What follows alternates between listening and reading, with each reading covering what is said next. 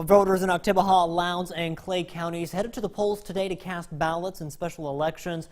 Most of the attention is in Oktibbeha County, where there are 5 races on the ballot, and the matter getting the most attention is the potential sale of the OCH Regional Medical Center. Our Andrea Self joins us live in Starkville tonight with some of the latest on some of those numbers. Andrea.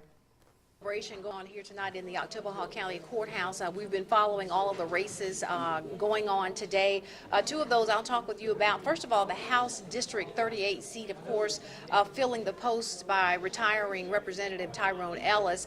Shaq Taylor has been victorious in that race tonight. We will give you those numbers on the screen. We did get a chance to talk with Shaq Taylor just moments ago, and we will hear from him tomorrow morning on WCBI News Sunrise. But again, Shaq Taylor is the winner in the House District 38 seat here in the state of Mississippi. I would add also 34.7% of voters turning out for this election in Oktibbeha County, more than 9,000 people casting ballots. And I think one of the main motivators was the vote on whether to sell OCH Regional Medical Center. A lot of conversation about that over the past year. And joining us right now is a very happy man, the CEO of OCH Regional Medical Center, Mr. Richard Hilton. Thanks so much for being here with us. Thank you.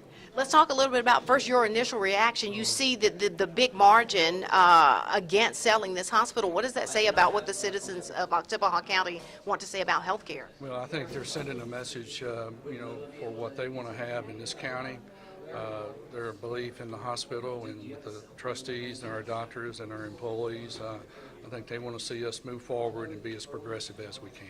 There's been a lot of work done on both sides to get the message out, but the work doesn't stop now that this is over, correct? No, the process is just now beginning. This hospital will never be the same as it was before, with this election. And either way, this hospital will move forward. And I'll ask you just on that note, how do you move forward when, I think you will agree with me, there's been a lot of controversy, a little bit of dissension going on from both sides.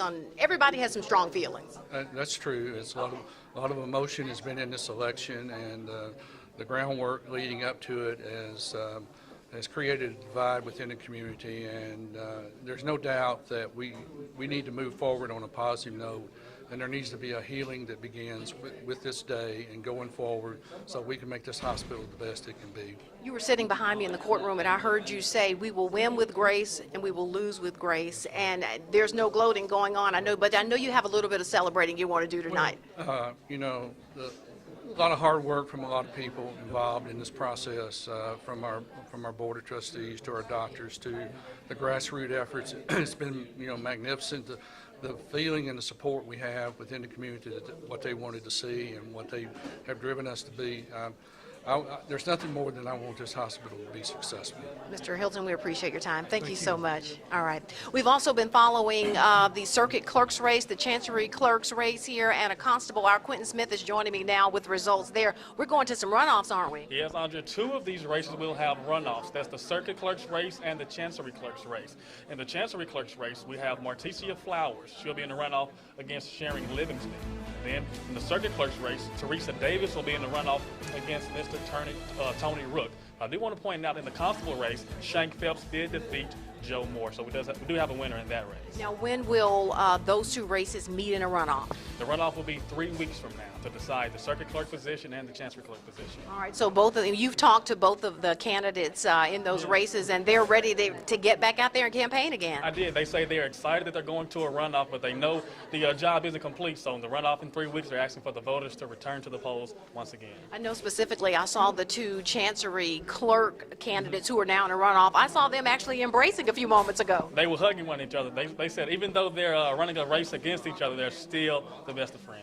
All right, fantastic. Good reporting tonight, Quentin. We appreciate it. Again, we're here in Oktibbeha County where more than 9,000 people showed up to voice their opinions and make their voices heard tonight. We, of course, will have all of the numbers for you on our website, WCBI.com. And remember, there are still 600 absentee ballots to be counted here tonight, which probably won't make a difference in any of these races. And then in the morning, I believe, how many affidavits? 201 affidavits will be counted tomorrow morning. All right. Thanks so much, Quentin. We're live in Oktibbeha County. Back to you in the studio, Scott.